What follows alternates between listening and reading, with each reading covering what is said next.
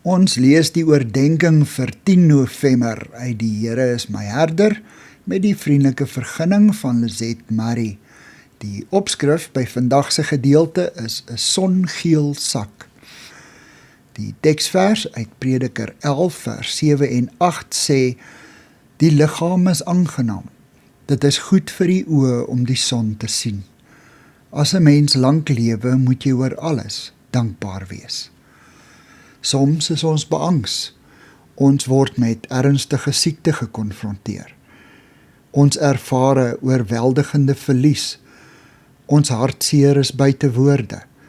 Ons omstandighede is somber en skynbaar sonder uitkoms. God ken ons donkertes en hy verstaan. Sommige kere is ons vasgevang in die klein ruimte van ons alledaagse bestaan en dan sug ons harte. God verstaan dit ook. Hy buig af na ons in elke klein omstandigheid van ons lewe.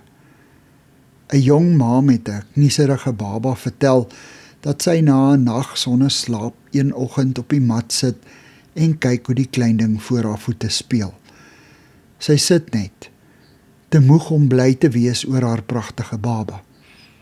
Te moeg om opgewonde te raak oor 'n nuwe tandjie wat gesny is. Sommer net sielsmoeg. Toe val haar oog op 'n vrolike geel winkelsak met die woorde van 1 Korintiërs 6 vers 14 daarop. Doen alles wat jy doen met liefde. En skielik skyn die son goudgeel deur die venster. Sy besef dat haar omstandighede nog dieselfde is, maar dat sy die liefde aan haar kant het. En die liefde vir haar baba maak weer die dankbaarheid wakker. Soms lê ons dankbaarheid diep verskuil onder ons omstandighede. Een woord of gebaar van liefde kan ons help om weer die versteekte dankbaarheid te ontdek en opnuut staan te maak in ons lewe.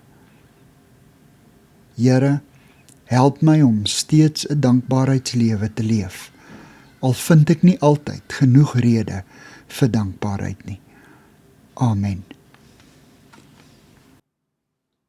Dankie vir die saamkuier. Ek deel Lizet se kontak en webblad besonderhede in die inligtingsparagraaf van hierdie voorlesing. Daar is ook skakels na voorlesings van Lizet se ander publikasies wat op hierdie platform beskikbaar is.